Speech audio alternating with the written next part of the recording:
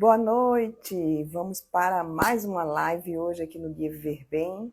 Hoje vamos falar sobre doença de Parkinson. De acordo com o Ministério da Saúde, a doença de Parkinson é a doença neurodegenerativa, que é a segunda mais frequente aqui no Brasil, no mundo inteiro, na população. Perde apenas para o Alzheimer. E é importante a gente falar sobre essa doença, por quê? Porque os sintomas da doença de Parkinson, ao contrário do que muita gente pensa, não se resume apenas ao tremor. E muitas vezes esse diagnóstico é feito tardiamente. A gente vai conversar hoje com uma equipe multidisciplinar. Quando a gente fala em doença de Parkinson, a equipe multidisciplinar é fundamental. E hoje nós vamos receber aqui no Guia Viver Bem, mais uma vez, doutora Joísa Araújo, que é neuropsicóloga, doutor Pedro Aquino, que é neurologista clínico, e doutor Tiago Rocha, que é neurocirurgião. Eles já estão aqui, deixa eu mandar o convite.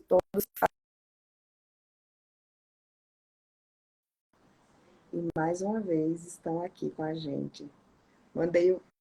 Já aceitei o convite de todos.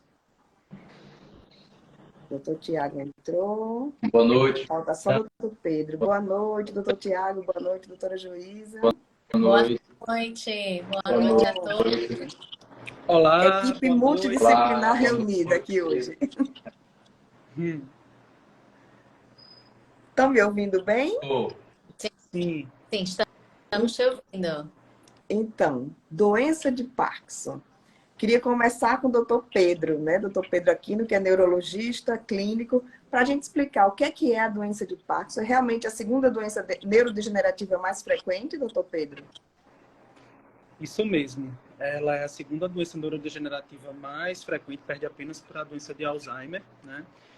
E ela se caracteriza, é uma doença progressiva, né? Caracterizada por uma destruição de neurônios, né? Que são células nervosas que produzem um neurotransmissor chamado dopamina, né? Que é uma substância muito importante no sentido de controle de sintomas motores, né, que a gente vai conversar, então vai trazer uma série de repercussões para o paciente nessa diminuição da dopamina no cérebro, né, que a gente sabe hoje em dia que é o principal neurotransmissor envolvido nas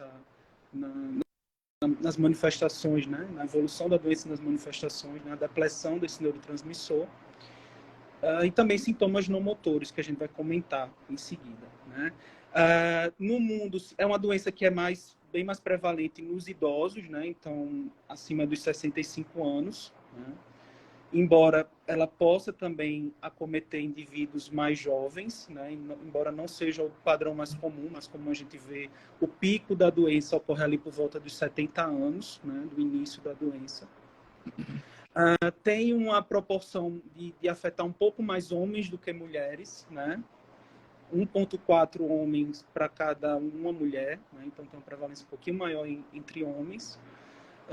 E se estima que cerca de 1% da população mundial acima de 65 anos tem a doença, né? De acordo com dados da OMS, da Organização Mundial da Saúde.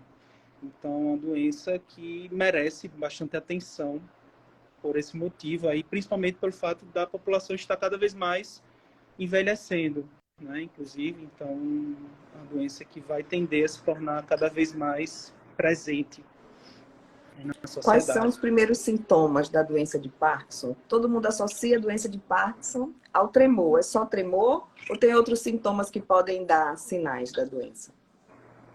Então, o tremor, como eu comentei anteriormente, a gente divide os sintomas, né, as manifestações da doença de Parkinson entre sintomas motores e não motores. O tremor é realmente um dos mais frequentemente vistos nos sintomas motores, né? Então, vai ser um tremor ali de repouso, né? Então, o paciente ele vai estar parado e vai apresentar o tremor, né? Ele tipicamente afeta só um lado do corpo, né? No início da doença e posteriormente, com o avançar, vai começar a envolver o lado contralateral do corpo, né? Afeta mais os braços do que outras regiões do corpo inicialmente, mas posteriormente passa a envolver também membros inferiores, rosto, né? Tronco. E além desse sintoma motor, né? A gente tem outros, como a lentidão dos movimentos, né, que a gente chama, o termo técnico para isso é bradicinesia, então o paciente ele vai ter uma lentificação na hora de fazer movimentos, principalmente movimentos que requeram mais destreza, né, das mãos, por exemplo. E a rigidez das juntas, das articulações, né? A rigidez articular também é um sintoma chamado motor. Além disso, é importante frisar que dentro desses sintomas motores a gente falou do tremor, mas é importante lembrar que não é só a doença de Parkinson que causa tremor, né? Então, o tremor ele pode ser uma manifestação de várias outras doenças. Inclusive, quando a gente fala doença de Parkinson, a gente está falando da doença de Parkinson clássica, né? Ou idiopática, né? Mas existem outras formas de parkinsonismo, né? Além da doença de Parkinson, como a paralisia supranuclear progressiva, a degeneração córtico-basal, a atrofia de múltiplos sistemas. Cada uma dessas são outras doenças também que podem cursar com tremor. Além disso, o próprio tremor essencial, que é uma doença bem frequente na população, que já é outra forma de tremor totalmente diferente da doença de Parkinson, né? E, além disso, além desses sintomas motores, a gente tem também os sintomas não motores, né? Que aí englobam outros aspectos, né? do dia a dia do paciente, né? Então, o paciente pode ter, por exemplo, dificuldade de olfato, né? De sentir cheiros, né? Que pode, inclusive, preceder em anos até o início dos sintomas motores. Pode ter alterações de sono, também são bem comuns, né? Então, insônia, síndrome das pernas inquietas. Além disso, alterações neuropsiquiátricas, né? Então, alterações de humor, no sentido de, que Joisa vai frisar melhor, mas assim, sintomas no sentido de ansiedade, de depressão, são bastante vistos nos pacientes com doença de Parkinson. Sintomas psiquiátricos no sentido de alucinações, né? Então, alucinações visuais, né? A pessoa enxergar algo que não está ali, mas que para ele está presente, né? Então, ali seria uma alucinação visual ou alucinação auditiva, que seja. A própria agitação, né? Pode acontecer mais no paciente com doença de Parkinson. Sintomas gastrointestinais também, então constipação principalmente, lentidão para esvaziamento do estômago, então maior sensação assim de empachamento também é bastante descrito, né? Sintomas urinários, enfim, são vários, né? Poderia citar vários exemplos, mas retenção de urina também pode acontecer, né? Retenção urinária. Então tudo isso se engloba aí nesses sintomas que podem acometer o paciente. Como é que é feito o diagnóstico, doutor Pedro? O diagnóstico, ele é eminentemente clínico, né? Então, com base em todas essas manifestações que o paciente apresenta, né? Você enquadra ele com base em critérios clínicos, num padrão compatível com o da doença de Parkinson. Existem várias escalas, inclusive, disponíveis para serem aplicadas, né, que você pode aplicar de uma forma mais objetiva para quantificar todos esses sintomas, né? Mas a gente tem também à nossa disposição, em casos mais duvidosos, né, em que você tem alguma dúvida diagnóstica, você pode abrir mão de outros tipos de exames complementares, né, como a cintilografia cerebral, né, para ver se ocorre, se está havendo uma depressão, realmente uma diminuição na quantidade de dopamina em regiões específicas do cérebro, né, que pode ajudar no diagnóstico. Em alguns casos, você pode usar também a ressonância magnética de crânio, também para auxiliar, né? Mas, assim, é importante reforçar que o diagnóstico ele é eminentemente clínico. Você não precisaria desses exames complementares que são só utilizados realmente em casos de dúvida, né? Na grande maioria dos pacientes, você consegue fechar o diagnóstico com base na parte clínica, né? Outra coisa que reforça muito o diagnóstico é a responsividade à medicação, né, que a gente vai falar daqui a pouco, então, ao tratamento medicamentoso. Então, se o paciente ele tem uma boa resposta logo de cara, digamos assim, imediata, ao tratamento, isso também reforça a possibilidade de ser doença de Parkinson, né, e diminui a possibilidade de ser outras formas de parkinsonismo, por exemplo. Então, é basicamente isso. Esse tratamento, ele não é curativo, mas ele consegue frear a evolução desses sintomas? Por exemplo, o tremor. Exatamente, Juliana. Então, assim, você também falou uma coisa bem importante. O tratamento em si, ele não é curativo. A gente, por enquanto, né, a medicina não tem ainda essa resposta da cura da doença de Parkinson, né? A gente tem as medicações à nossa disposição, que são medicações para controle dos sintomas, né? Que ajudam, na grande parte dos pacientes, no controle, né, dessas manifestações, para ajudar na melhora da qualidade de vida dele ou dela, né? Mas ele não vai atuar na cura, né? Então não vai mudar o mecanismo em si da doença ali fisiopatológico, ele vai atuar sobre os sintomas, né? O mais utilizado é a levodopa. Então, como eu falei, como você tem essa diminuição da dopamina no sistema nervoso central ali no cérebro, você oferece ao paciente um análogo da dopamina para ele conseguir, na verdade, a dopamina mesmo, uma forma que ela consiga chegar até o cérebro e exercer o efeito positivo ali, né, de melhorar os sintomas. Mas além dela, né, a gente teria outras opções também, como os agonistas dopaminérgicos, os inibidores da monoaminoxidase, a própria amantadina, seriam outras opções de medicações que a gente pode usar em casos mais selecionados, né? Mas, inicialmente, o tratamento a ser tentado de início seria realmente com a levodopa, né? E, posteriormente, ou se associam outras medicações dessas que eu citei, ou tenta com alguma dessas outras imunoterapia isolada, né?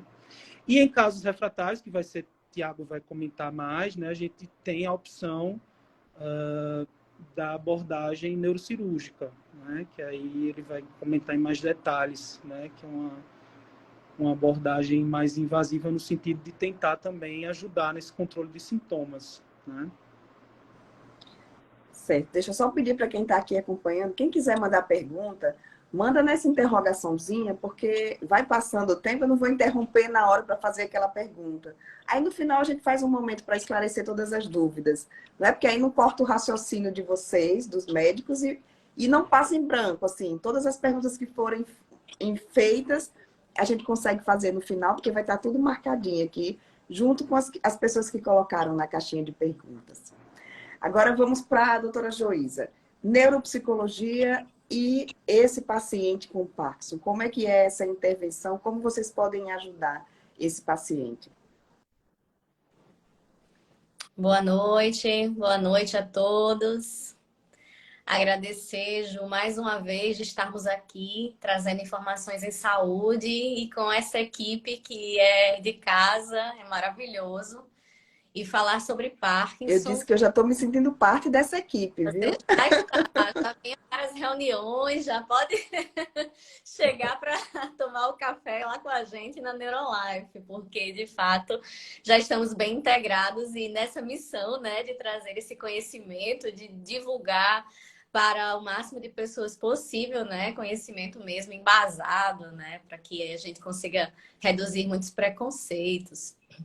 Então, a gente está fazendo a motivação, né, de estarmos aqui todos, como a gente já frisou em alguns outros momentos, é a importância dos marcos, né? E o mês de abril tem 2 marcos muito importantes para as pessoas com doença de Parkinson e para os profissionais que atuam nessa área, que são 2 dias muito especiais, que a gente sempre mobiliza, faz muitas ações, que é o dia 4 de abril, que é o dia da pessoa com Parkinson, e no Brasil, né, o dia nacional, e o dia 11 de abril, que é o dia mundial de conscientização da doença de Parkinson. Então, nós temos aí o dia nacional da pessoa com doença de Parkinson e o dia mundial. A gente sempre traz aqui a importância de ser um mês muito intensivo e os outros todos de muito trabalho árduo também, para, né, trazer esse cuidado em saúde para todas as pessoas e familiares que convivem com a doença de Parkinson.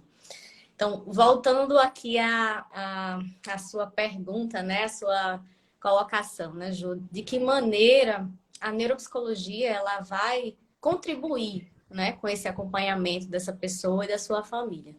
Então, para quem já vem acompanhando a gente há um tempo, já talvez se familiarize um pouquinho mais com o que é a neuropsicologia, mas quem talvez esteja chegando hoje acaba sendo né, uma pergunta frequente do que é neuropsicologia.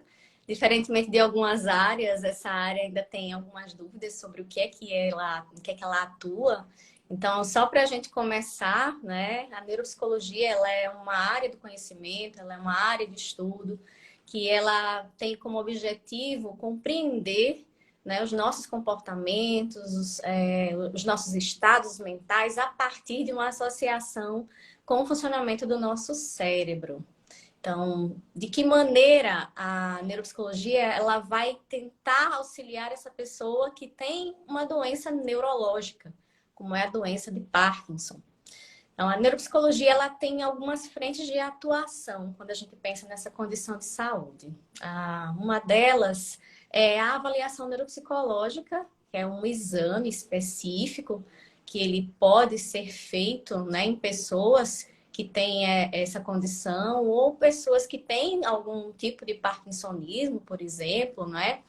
E a gente tem o objetivo de entender um pouco como é que está esse perfil de funcionamento, seja cognitivo, seja comportamental, seja emocional, e tentar identificar se essa pessoa tem queixas cognitivas ou se ela tem dificuldades objetivas, ela tem dificuldades que são identificadas em alguns instrumentos e que aí vão caracterizar o que nós chamamos de déficits cognitivos. Já são pontos de fragilidade no funcionamento cognitivo. Então, em muitas situações, a pessoa com doença de Parkinson, ela não necessariamente vai ter queixas cognitivas. Então, existem algumas pessoas com doença de Parkinson que elas não vão ter dificuldades de atenção, dificuldades de planejamento, dificuldades de velocidade, de reação. Elas não vão ter dificuldades visoespaciais, que estão relacionadas ao espaço, né, as dimensões de espaço. Então, existem pessoas que não vão desenvolver esse tipo de dificuldade. Mas, principalmente quando nós observamos com o decorrer dos anos pós-diagnóstico, que vai existindo essa característica progressiva, algumas pessoas vão começando a apresentar dificuldades cognitivas. Elas podem ser percebidas pela própria pessoa ou descritas pelas pessoas que convivem, né, com maior intensidade, na maioria das vezes, os familiares.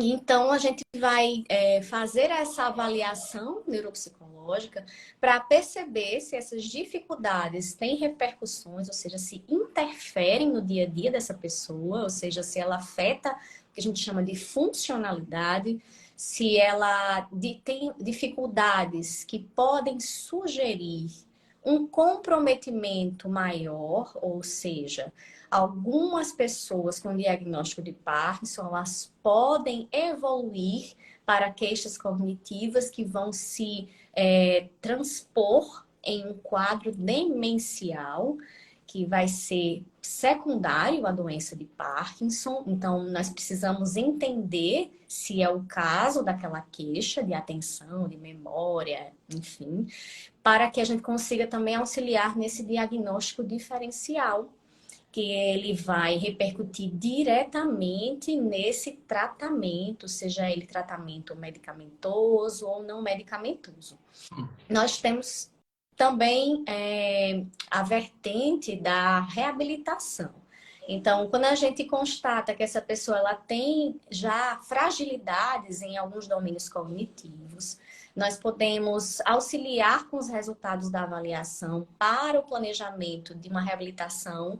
Então, a reabilitação, seja ela multiprofissional, seja ela uniprofissional. Então, o fisioterapeuta, o fonoaudiólogo, o terapeuta ocupacional pode se beneficiar dessas informações da avaliação neuropsicológica para facilitar esse tratamento, né? E o próprio neuropsicólogo, ele também pode participar desse processo de intervenção, de reabilitação, no caso, seja integrando essa equipe multiprofissional de reabilitação, seja fazendo um tratamento específico, individualizado para as queixas dessa pessoa.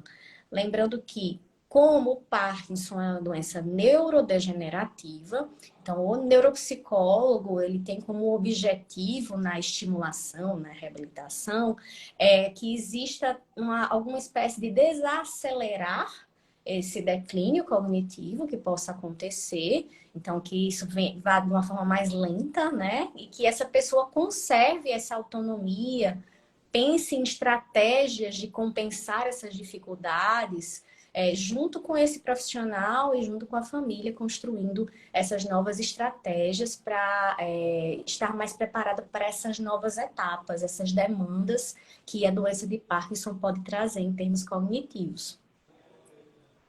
Nós temos também a identificação do perfil neuropsiquiátrico. Acho que vocês estão me ouvindo. Vamos. Tá falhando um pouquinho, não sei se vocês estão me ouvindo direitinho. Ouvindo. Estamos lhe ouvindo, pronto. sim. Ok. Então, da mesma forma que a gente falou um pouquinho aqui do perfil, né, cognitivo, de atenção, visoespacialidade, funções executivas, a gente também tem as questões de sintomas neuropsiquiátricos, né? Então, muitas pessoas com doença de Parkinson, eles podem apresentar quadros de apatia, podem apresentar sintomas depressivos, então existe uma prevalência da depressão em pessoas com doença de Parkinson, uma alta prevalência. Então, é preciso identificar esses quadros para um melhor encaminhamento e um segmento. Existe também uma lentificação mental. Então, muitas pessoas, elas associam até o próprio sintoma de lentificação e o sintoma depressivo ao estado off, que é aquele estado em que a medicação começa a perder o efeito, né? Vai existir isso, né, na medicação, né, da doença de Parkinson, em que ele vai ter um período em que ele vai perceber como se tivesse um decréscimo daquela liberdade de movimentos, né, que a medicação proporciona. Então, da mesma maneira que ele pode ter uma lentificação motora e uma exacerbação de sintomas motores nesse off, nesse desligamento, né, da medicação. Ele também pode perceber esse off em sintomas comportamentais. Então, ele pode se sentir mais em baixa, né? mais deprimido, mais apático, mais angustiado, mais ansioso, com a relação também com o off da medicação. Então, a gente precisa tentar perceber se isso acontece para poder orientar da melhor forma essa continuidade desse tratamento e conversar com o médico que está realizando esse tratamento medicamentoso.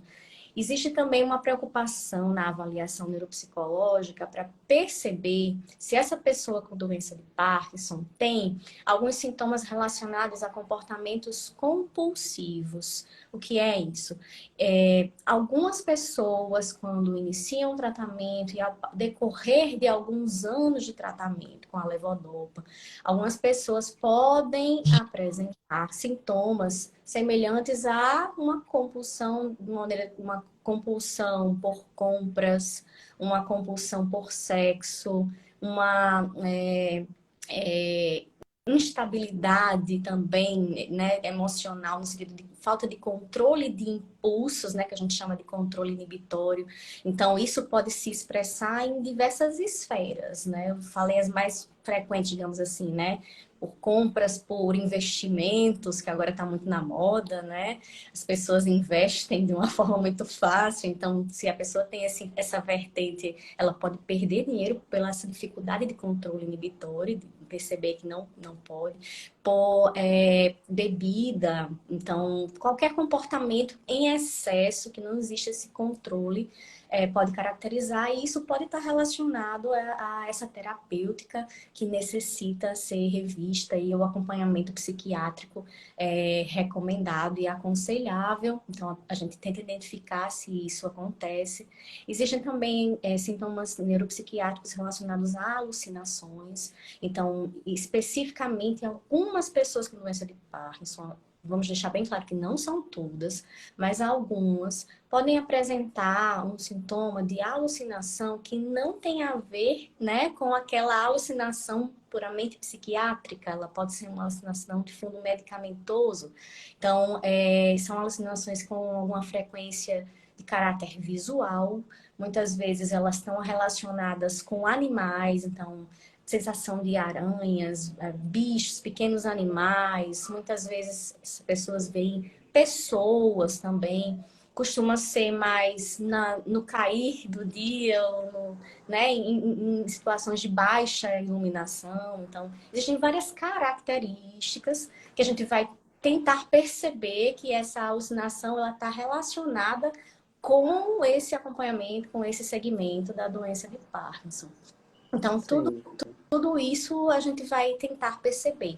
E um outro momento também a gente vai ter essa atuação de uma forma muito, muito forte com a família. Então, eu acho que esse é um ponto que a gente pode conversar um pouquinho daqui a pouco, Isso, mas é importante a gente falar. verdade. Depois a gente fala da família. Vamos falar agora do tratamento cirúrgico. A neuropsicologia também atua nessa parte, né, da avaliação pré-cirúrgica. E quem são os candidatos que podem se beneficiar da cirurgia de Parkinson? Perfeito, Ju. Então, um dos objetivos da avaliação neuropsicológica, né, pode ser integrar o protocolo pré-cirúrgico para as pessoas, né, com doença de Parkinson. Como o Dr. Tiago vai falar de uma forma mais aprofundada, né, daqui a pouquinho, existe um perfil, né, de pessoas com Parkinson que podem se beneficiar da neurocirurgia ou da neuromodulação de uma forma geral, mas especificamente falando da neurocirurgia. Então, existe um protocolo de avaliação neuropsicológica que ele vai auxiliar a compreender esse perfil e se essa pessoa tem critérios de elegibilidade relacionados a aspectos cognitivos e aspectos comportamentais. Então, a gente foca principalmente em se essa pessoa tem uma globalidade, né? Uma cognição global preservada, né? Primeiramente, esse é o nosso objetivo de tentar perceber se ela tem uma funcionalidade no dia a dia que vai sugerir que essa cognição ela está preservada.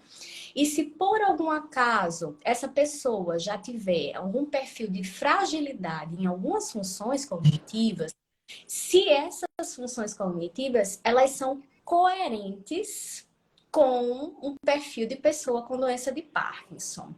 Então, veja que eu estava conversando antes que existem pessoas com doença de Parkinson que vão ter algumas dificuldades cognitivas relacionadas ao próprio quadro.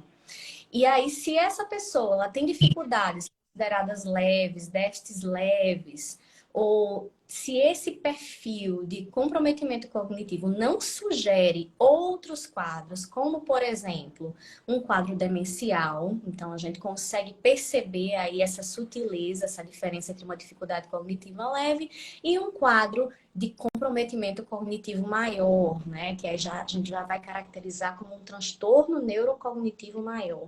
Então aí a gente já vai ter mais ressalvas relacionadas ao processo cirúrgico por vários motivos diferentes, né? Por várias questões. Nós temos também algo muito relacionado à parte neuropsiquiátrica que a gente já comentou. Então, muitas vezes, isso é um fator que precisa ser observado com muito cuidado. Se na avaliação neuropsicológica a gente identificar sintomas moderados a graves, muitas vezes, de quadros ansiosos ou depressivos, esse quadro ele precisa primeiro ser orientado, ser tratado por um profissional psiquiatra. A partir dessa compreensão, essa pessoa precisa ter esses sintomas, como a gente fala, mais compensados, né? Mais controlados, para que após isso se perceba se ela vai ter os critérios de elegibilidade ou não. Outra questão são alguns sintomas que durante esse processo de investigação da avaliação a gente vai começando a perceber que podem ser sinais de alerta para um comprometimento cognitivo maior também. Então, na avaliação a gente começa a ter um prognóstico também, se essa pessoa, como é que essa pessoa vai estar no pós-cirúrgico, como é que vai ser esse perfil, né, cognitivo pós-cirurgia. Então, a gente também faz avaliação pós-cirúrgica, de acompanhamento, para poder verificar como ela ficou após a cirurgia. Como é que é a cirurgia, doutor Tiago, a cirurgia de Parkinson? Fala um pouquinho sobre essa cirurgia. Joísa já deu uma pincelada dos candidatos, mas também pode ficar à vontade aí para falar quem é candidato a essa cirurgia. Boa noite, Juliana, né? É sempre um prazer a gente estar aqui presente, né? E falar um pouco, né, sobre a doença de Parkinson, nesse mês tão especial e um mês de conscientização, né? E trazer conhecimento para as pessoas, né? Falar em cirurgia, hoje mesmo eu recebi no consultório, né, uma paciente que ficou com surpresa pelo fato de não saber, né, que tinha cirurgia para Parkinson. Então é uma coisa que a gente fica realmente impressionado, que tem pessoas que às vezes não sabem. E tem muito paciente, às vezes, subindicado, perdendo time cirúrgico, porque simplesmente não são encaminhados para essa avaliação cirúrgica. E aí a doença ela vai causando debilidade, vai piorando a qualidade de vida, esses pacientes eles vão deixando de ser operados. Mas, voltando à questão da pergunta, né, o Parkinson é interessante, porque primeiro surgiu a cirurgia para depois surgir o remédio, o tratamento medicamentoso. A cirurgia de Parkinson, a gente acha que é uma coisa bem atual, mas, na verdade, ela é do início do século passado, né? E aí existiu as primeiras cirurgias, eram lesões, né? A gente tem as parodotomias, as talonotomias, subtalonotomias, e aí na década de 60, 70, houve a principal medicação, que é usada até hoje, que é a levodopa, a Prolopa, né? Que Pedro aí já introduziu. Então, com o surgimento da Prolopa, a cirurgia, ela caiu a sua indicação. Por quê? Porque a Prolopa é um medicamento muito bom, né? Ela tem uma excelente resposta para os sintomas cardinais da doença. E, a partir daí, como os pacientes começaram a ter uma longevidade, né? E com o uso da Prolopa, eles passaram a não responder bem ao tratamento medicamentoso. Então, quando o paciente ele começa a ter uma perda da ação dessa medicação, começa a ter alguns sintomas que nós chamamos de flutuações motoras, né? Uma das flutuações motoras mais comuns que a gente vê é a chamada o wear off, do inglês, que ele quer dizer o encurtamento da dose. Então, o paciente ele precisa de medicações em intervalo de tempo cada vez mais curto. Então, se ele toma a Prolopa de 5 horas, depois 4 em 4, 3 em 3, 2 em 2, e aí começa também os sintomas das discinesias. As cinesias seriam os movimentos involuntários que também são oriundos da Prolopa. E aí, no início da década de 90, o grupo de Grenoble, na França, do professor Benabi, surgiu os primeiros trabalhos da estimulação cerebral profunda, que é o implante de DBS, que vem do inglês Deep Brain Stimulation. E a partir daí a cirurgia ela ressurgiu como um aliado ao tratamento medicamentoso. Então são coisas que elas podem caminhar junto a junto. Então a avaliação, o tratamento, ele é conjunto, tanto com o cirurgião, quando há indicação cirúrgica, quanto para o neurologista clínico. Então são coisas que elas caminham de mãos dadas. E aí, em relação ao tratamento cirúrgico, a gente avalia para aqueles pacientes em que eles têm pelo menos 4 a 5 anos de doença. Classicamente, a maioria dos trabalhos falam de 5 anos, mas existem trabalhos atuais, mais modernos, que já falam de 4 anos de doença. Por que esse intervalo de tempo? Porque o intervalo de tempo é que a gente tem certeza do diagnóstico da doença de Parkinson. No início, o paciente ele pode abrir com um quadro de parkinsonismo e lá na frente, anos após, ele pode ser um Parkinson atípico, né? Como o Pedro já até citou, e que não responde ao tratamento cirúrgico. Então, por isso o tempo de doença. Então, a gente vai ter que, nesse intervalo de 4 a 5 anos, 20% dos pacientes eles vão se tornar refratários a esse tratamento medicamentoso. E aí outros critérios a gente avalia, como por exemplo a questão do teste da levodopa, né? O paciente ele vai em off, sem a medicação, em off quer dizer sem a medicação, passa 12 horas sem a medicação, chega do consultório e a gente avalia com a escala motora, que é o PDRS-3. E a gente, se o paciente ele tiver uma melhora de 30% da resposta motora após a tomada da medicação, de 30%, ele preenche um dos critérios de elegibilidade ao tratamento cirúrgico. Outros critérios também que a gente avalia, a questão da idade, classicamente a gente tem nos trabalhos mostrando até 70 anos, alguns trabalhos eles tendem a estender um pouco, até 75 anos, a indicação da estimulação cerebral profunda. Outros critérios que a gente também avalia, que a doutora Joísa falou bem, a questão da avaliação neuropsicológica. Na doença de Parkinson, quando o paciente tem um quadro de alteração cognitiva moderada e grave, a gente geralmente não indica cirurgia. A avaliação psiquiátrica também é importantíssima, porque nós sabemos que a depressão é um dos sintomas não motores da doença. Então, essa avaliação psiquiátrica, ela nos permite também saber se a gente vai indicar ou não o tratamento cirúrgico. Então, basicamente, são esses critérios que a gente avalia para saber se o paciente é um bom candidato à estimulação cerebral profunda, que é o principal tratamento nos dias atuais. Então, assim, qual é o momento de indicar a cirurgia? Quando o paciente está em casa, ele tem dúvida se ele é um bom candidato ou não ao tratamento cirúrgico. Quando as medicações eles começam a perder o efeito. Então, quando ele tem sintomas de flutuações motoras, quando ele tem sintomas das discinesias. Então, quanto mais jovem e quando é diagnosticada a questão da refratariedade, o paciente ele tem que ser avaliado se realmente ele preenche os critérios da cirurgia. Porque essa doença, se ela for, ela vai avançando, ela vai progredindo, e a cirurgia ela pode dar uma qualidade de vida, né, junto com as medicações. Inclusive, a gente consegue, em alguns casos, de reduzir remédios. Né? A cirurgia é uma cirurgia que ela é segura. Basicamente, nós implantamos 2 eletrodos, né, em cada lado.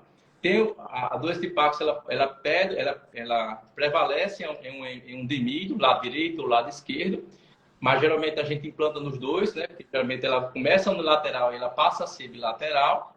E esses eletrodos, eles são conectados a uma extensão e a um marca-passo, a um gerador. E o estilo do marca-passo cardíaco.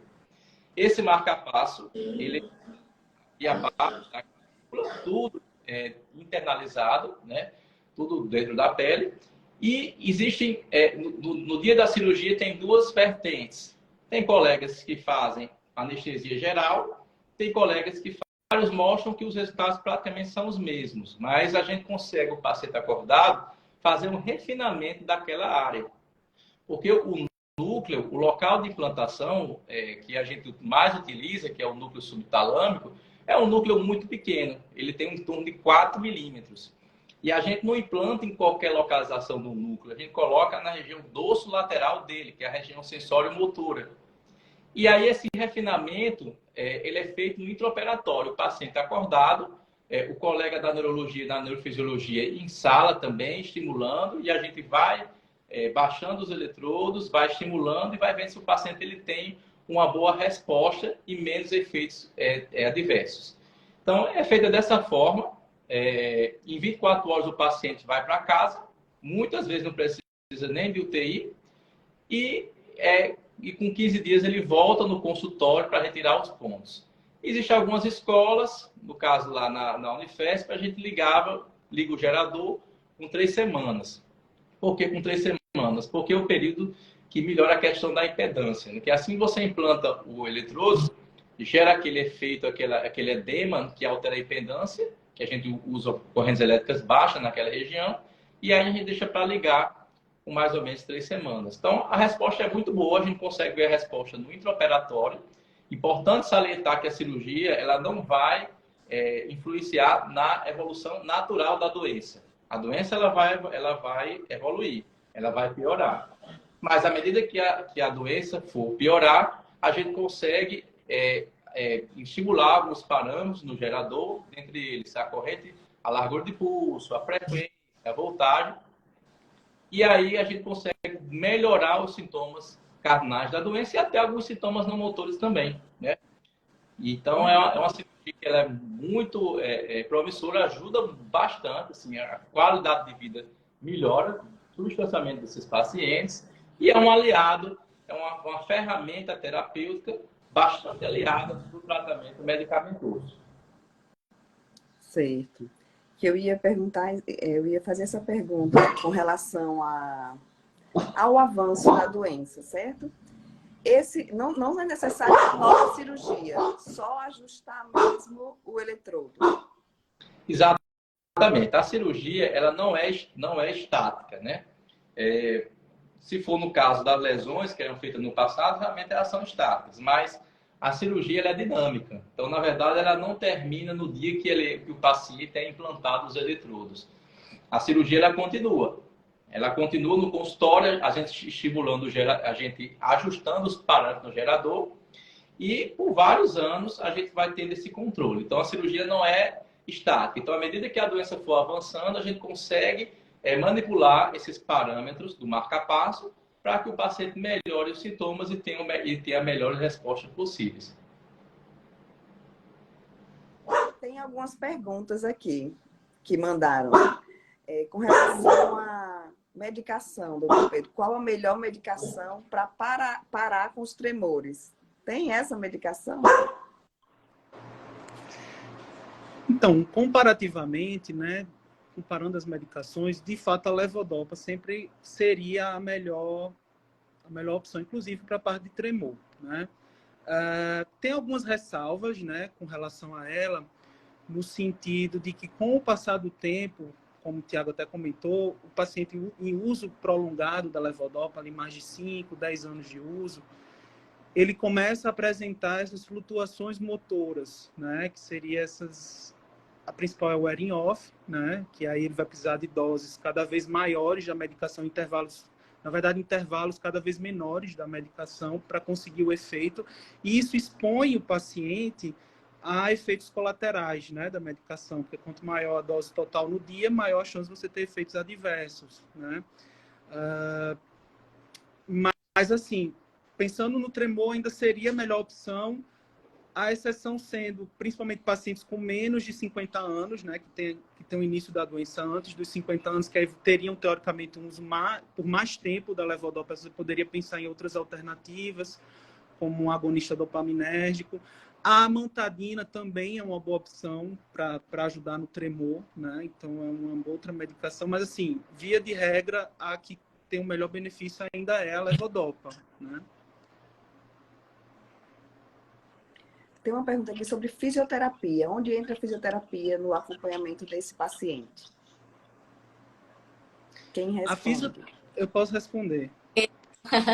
E era uma coisa até que eu já estava aqui para falar, Ju, que é a importância da equipe multiprofissional, que Sim, a gente com já certeza. tinha, né, tido a oportunidade de enfatizar. Então, para as pessoas que estão ouvindo e que estão aprendendo sobre a doença de Parkinson, para as pessoas que têm doença de Parkinson, familiar, fica aqui, né, uma informação importante. É necessário que essa pessoa seja acompanhada de acordo com as suas queixas, né? De acordo com as suas demandas, mas que para o tratamento é essencial que a pessoa perceba que o medicamento não é suficiente, né? Então, a medicação, ela tem a sua importância, tem a sua ação. A neurocirurgia propósito de tratamento, mas o tratamento essencial é aquele que a gente chama não medicamentoso associado ao medicamentoso. Então, uma pessoa com a doença de Parkinson, seja por sintomas motores ou não motores, ela vai demandar uma avaliação. Então, se ela tem dificuldades motoras e se essas dificuldades afetam essa funcionalidade, ou ainda não, mas se já demonstram os primeiros sinais. Então, é importante que essa pessoa se mantenha em movimento. Se ela não tem demandas específicas ainda para a fisioterapia, que ela realize o exercício físico regular e muitas vezes precisa ser orientado por um profissional da educação física com conhecimento em doença de Parkinson, certo? Existem já profissionais especializados nesse tipo de acompanhamento na educação física. E aí, quando ela começa a ter essas demandas motoras, que na verdade, na maioria das vezes é o que leva a pessoa ao consultório, né? Então, ela já vai começar a ter demandas para uma equipe da fisioterapia realizar uma avaliação e reabilitação motora. Então, a partir do momento em que a gente começa a identificar esses sintomas, por exemplo, nós temos a fisioterapia motora e existe a fisioterapia pélvica. Então, existem profissionais específicos para auxiliar no manejo desses sintomas gastrointestinais e urinários. Então, muitas vezes as pessoas deixam de procurar ou não sabem que isso é um sintoma relacionado ao Parkinson e deixam de procurar essa equipe de reabilitação.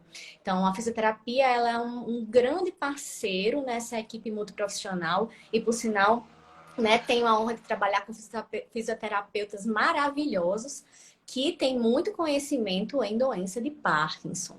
Então, se essa pessoa tem dificuldades na voz, foi algo que a gente acabou não pontuando aqui até o momento, mas existem pessoas com doença de Parkinson que podem trazer demandas relacionadas a um tom de voz mais baixo, uma dificuldade de se fazer comunicar, tem uma dificuldade posteriormente de deglutição em fases mais avançadas. Então, existem dificuldades específicas que vão precisar ser acompanhadas e reabilitadas por um profissional da fonoaudiologia.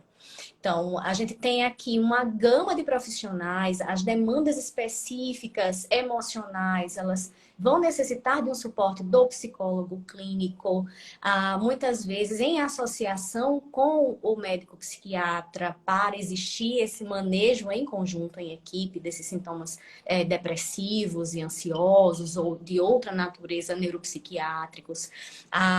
O terapeuta ocupacional, porque veja, muitas pessoas com a doença de Parkinson, elas podem ter demandas de funcionalidade relacionadas com a dificuldade no vestir, no abotoar, no se calçar, dificuldades de motricidade fina, movimentos de pinça específicos, que vão demandar uma avaliação e uma reabilitação do terapeuta ocupacional. Então, veja, só faz sentido nós enxergarmos o acompanhamento da pessoa com doença de Parkinson através do acompanhamento da equipe multiprofissional.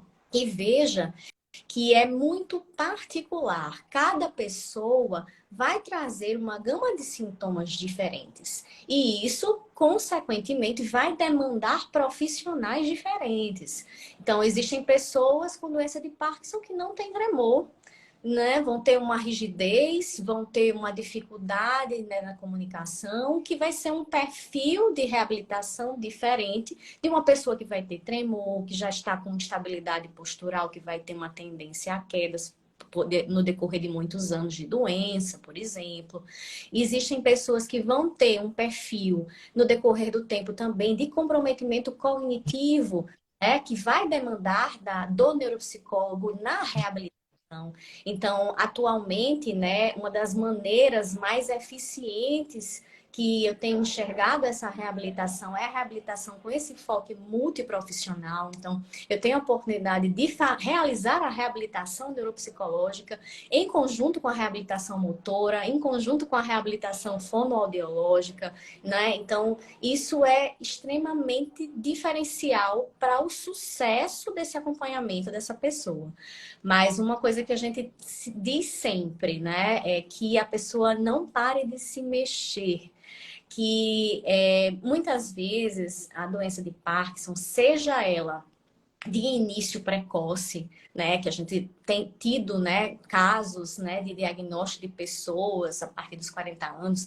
A Organização Mundial de Saúde preconiza que entre 10 a 15% de pessoas vão ter esse diagnóstico de Parkinson precoce, né, antes dos 50, né, entre 40 e 55 anos.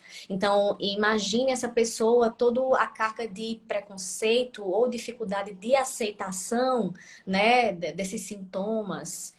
Então, muitas pessoas evitam de falar sobre o diagnóstico, se sentem envergonhadas. Quando estão mais velhas, também trazem essa demanda muito grande dessa dificuldade de aceitar a doença para procurar, inclusive, os profissionais de saúde. Então, muitas vezes, essa pessoa ela chega no consultório para buscar esse diagnóstico, ela já tem algum tempo de doença, porque, né, evitou entrar em contato com esse diagnóstico.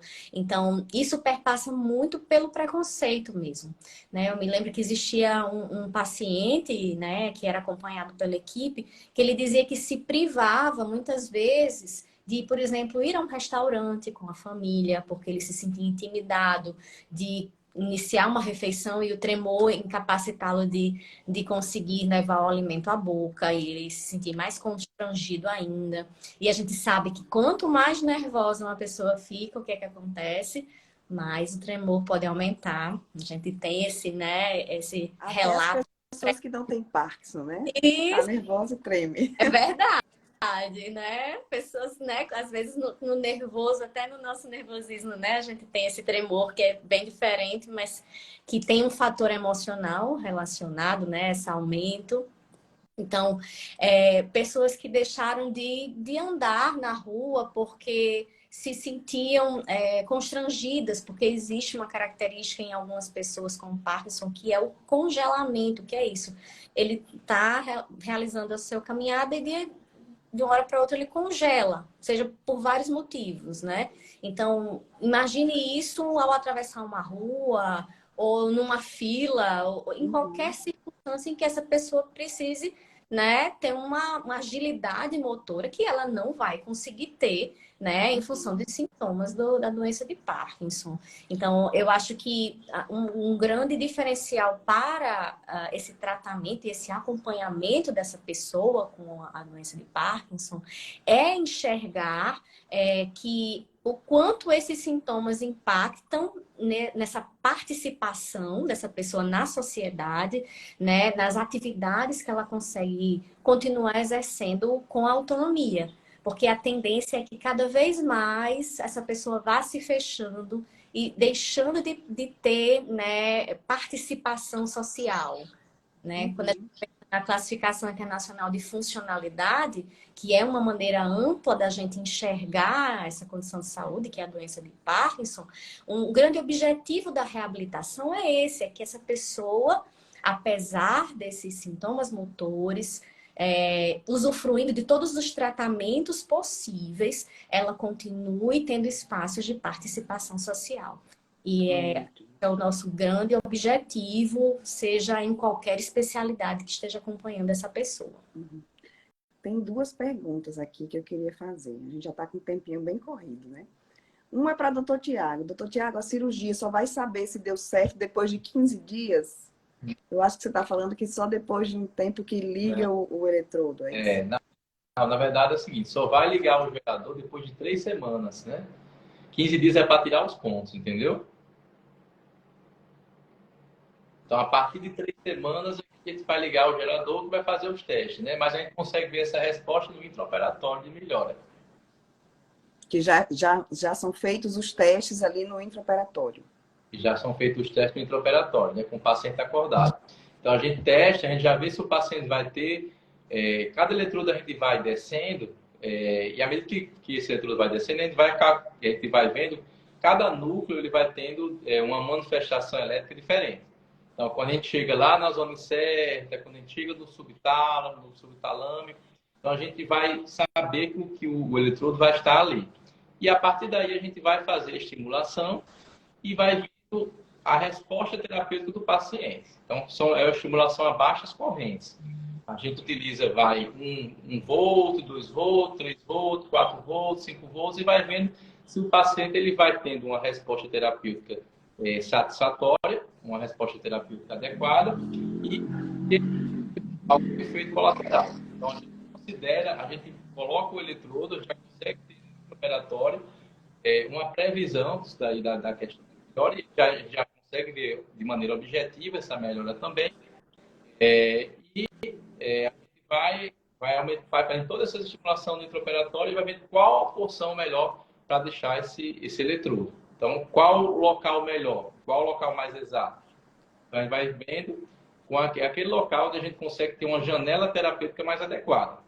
Então, o que isso significa? Significa que o paciente ele vai ter ele pode ter uma estimulação um pouco mais alta, com menos efeito terapêutico. Ou ele pode chegar a ter uma estimulação mais baixa, que é o ideal, porque a gente consegue economizar a bateria do operador, e tendo um efeito terapêutico adequado. Então, isso já é visto já no intraoperatório, né? E até mesmo na avaliação pré-cirúrgica, a gente já tem essa previsibilidade.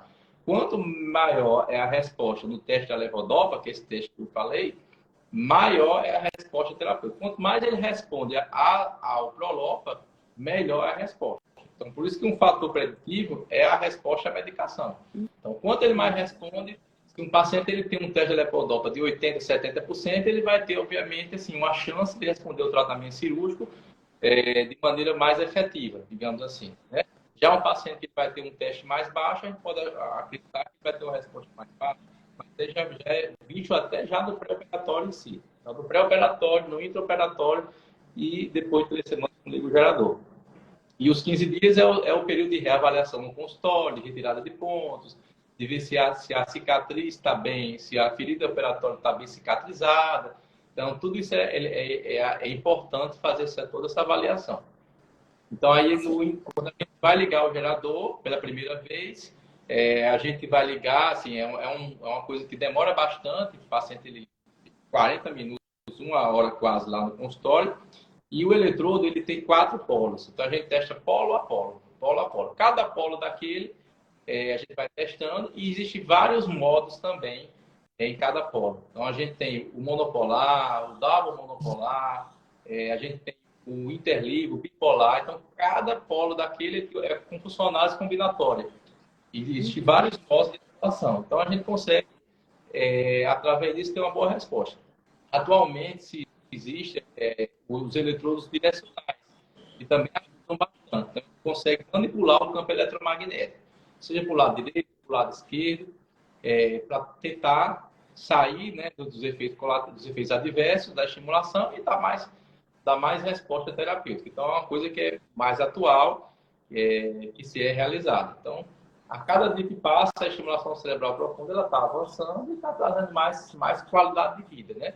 Mas ela, obviamente, ela não vai ter ação na redução da progressão da doença. A doença ela progride, é um tratamento como uma medicação, mas é um tratamento bastante válido, né? Porque a medicação ela vai, o neuroclínico ele vai ajustando o remédio, mas vai chegando ao ponto que não vai ter mais o que fazer, certo? Então, ele está com uma alta dose de Prolopa, de medicação, associa um agonista, associa um antidam, a medicação já está naquele limite, já está naquele topo.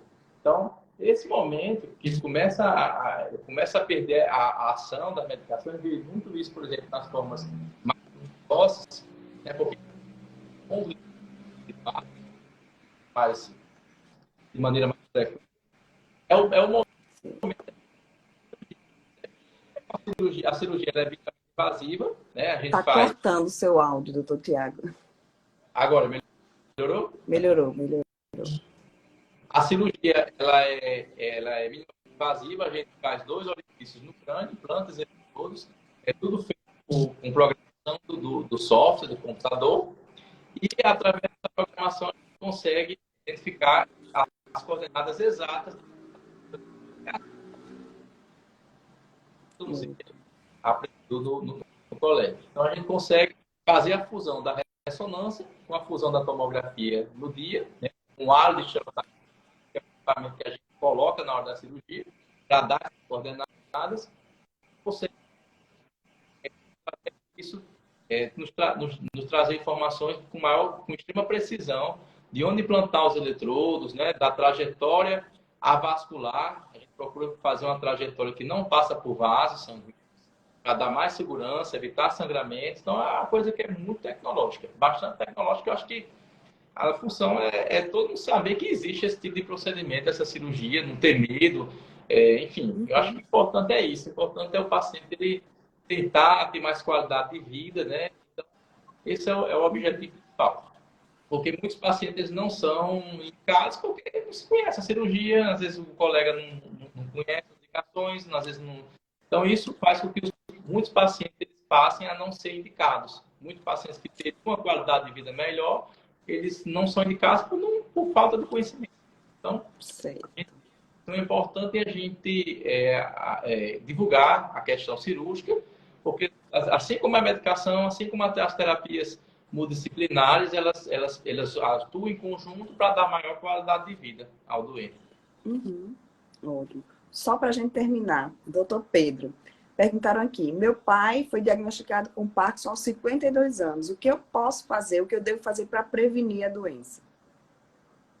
Existe maneira de prevenção do Parkinson? Assim, especificamente um método para prevenção, não. Assim, o que a gente recomenda é a questão de manter um hábito de vida saudável, né? Atividade física também é fundamental, né? Mas, assim, o fato realmente dessa pessoa ter um familiar de primeiro grau com a doença de Parkinson, realmente ela tem um risco maior do que a população geral de desenvolver a doença no futuro, né? Mas, assim, respondendo a sua pergunta, não teria um mecanismo específico, assim, de prevenção, né? Mas seria isso, a gente adotar hábitos de vida saudáveis, né? E tentar manter ao máximo isso ao longo da vida, né?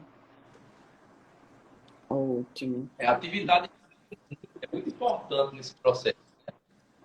Eu sempre gosto de citar, quando eu vou, uma pessoa que fazia futebol comigo, era zagueiro, tinha doença de Parkinson, fazia atividade física de maneira regular, 2, 3 vezes na semana, e eu olhava para ele e disse, rapaz, não é possível que esse cara tenha doença de Parkinson.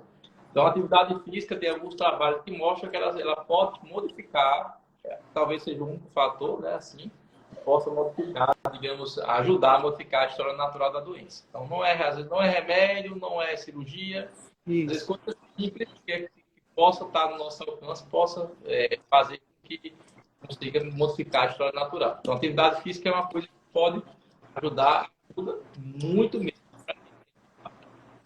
Ajudar em tudo, né? É verdade. Em tudo. Se não prevenir o Parkinson, vai prevenir várias outras doenças. Né? Então, tem que fazer mesmo. E um futuro próximo, né? O que se espera é que a gente consiga, né, que a gente chama de biomarcadores, né, que são algumas substâncias, né, no nosso corpo, que, né, a gente consiga identificar com muitos e muitos anos, né, de antecedência antes dos sintomas. Por exemplo, respondendo a pergunta, né, da preocupação, né? Tem um familiar com Parkinson, né? Será que terei também? Então, se é o que se almeja, né? Existem muitas pesquisas relacionadas a isso, né? Ao acúmulo de uma substância chamada alfa-sinucleína, que ela, né, se conseguir ser identificada com um tempo muito hábil, né? A gente vai conseguir ter um diagnóstico cada vez mais precoce, anterior, inclusive, a vários sintomas. Com o objetivo de quê, né? De propor tratamentos que vão intervir exatamente, né, antes desse surgimento desses sintomas incapacitantes.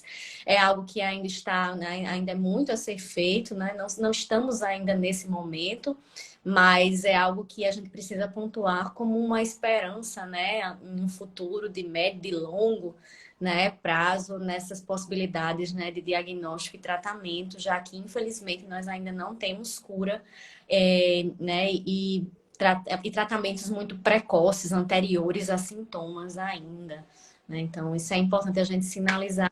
Quem gostar do tema, né, pode acompanhar, existem associações e grupos de estudo muito específicos nesse tipo de estudo de biomarcadores para identificar a doença de Parkinson de forma precoce, mas que ainda está, né, começando a caminhar, né? Ainda Mas é isso, se já começaram os estudos, é sinal que lá na frente a gente pode ter esse resultado na prática, né? Joísa, doutor Tiago, doutor Pedro, muito obrigada por mais uma vez estarem aqui, né? Eu estou vendo a carinha de vocês de cansados, passaram o dia todo trabalhando e ainda tem pique para estar aqui, ó, quase 10 horas da noite, a gente aqui conversando sobre Parkinson. Tem pessoas que assistiram, tem pessoas que vão assistir depois, mas é muito importante passar essa informação. Quanto mais a gente transmite essa informação, mais pessoas são ajudadas, né? Um abraço aí para o doutor Agábio aí que está assistindo, que eu estou vendo que ele está assistindo aí. Doutor Agábio. Maravilhoso. Nós temos uma equipe maravilhosa de profissionais. Que são especializados em distúrbios do movimento. É importante enfatizar a importância desse olhar especializado. Estou aqui com 2 especialistas, temos outros grandes especialistas aqui na cidade, o Dr. Agábio e o Dr. Clécio, são maravilhosos especialistas em distúrbios do movimento. Nós estamos muito bem alinhados nesse sentido. E, Ju, só para me despedir, que eu não poderia deixar de falar, só mesmo para que é familiar, toda pessoa com né? Procure suporte, né? É uma doença que ela tem um declínio, né? Ela tem uma progressão. A pessoa que cuida, muitas vezes é uma pessoa idosa cuidando de uma outra pessoa idosa. Que busque, né, suporte, busque equipe de saúde especializada, busque suporte familiar, que não, né, tenha esse cuidado sozinho, né, porque não existe esse desgaste de quem cuida. Então, que essa pessoa perceba que ela não está só. Estamos aqui como equipe profissional para auxiliá-la no que for necessário. Acho que essa era a fala que eu não poderia deixar de trazer aqui nesse tema hoje. Ótimo. Doutor Pedro, quer falar algo? Não, eu queria agradecer mais uma vez a oportunidade, né? Essa parceria aí nossa com o Guia Viver Bem, que eu acho que é fundamental, né? Para a gente trazer cada vez mais conhecimento para a população. E é isso. Reforçar que dia 11 de abril foi o dia, como o José já falou, né? O Dia Mundial de Conscientização sobre a doença de Parkinson. Esse mês, ao longo desse mês, também aconteceram diversas ações assim nesse sentido, né, de promover essa questão da conscientização sobre a doença, né, a importância, né, como a gente falou, é uma doença mais prevalente entre os idosos, a população mundial está envelhecendo, então cada vez mais a gente vai ter contato com essa doença, né, então é isso. Desejar uma excelente noite também para todos os ouvintes e os que ouvirão ainda, né, assistirão a live, né?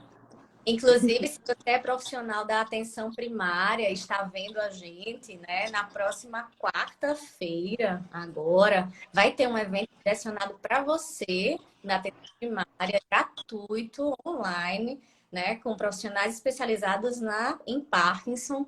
Então, se quiser mais algumas informações, é só, né, ir lá no meu perfil, né? Joísa Araújo. Tem lá as informações e o link para fazer a inscrição para esse evento, que é muito importante para os profissionais de atenção primária também, para saber mais sobre o Parkinson. Ótimo, muito obrigada. Boa noite para vocês e obrigada mais uma vez, né? A equipe da Neurolife sempre apostos aqui, é um prazer ter vocês como parceiros do Guia Viver Bem. Obrigada. Obrigada, Ju. Boa noite. Boa noite. Tchau, boa noite.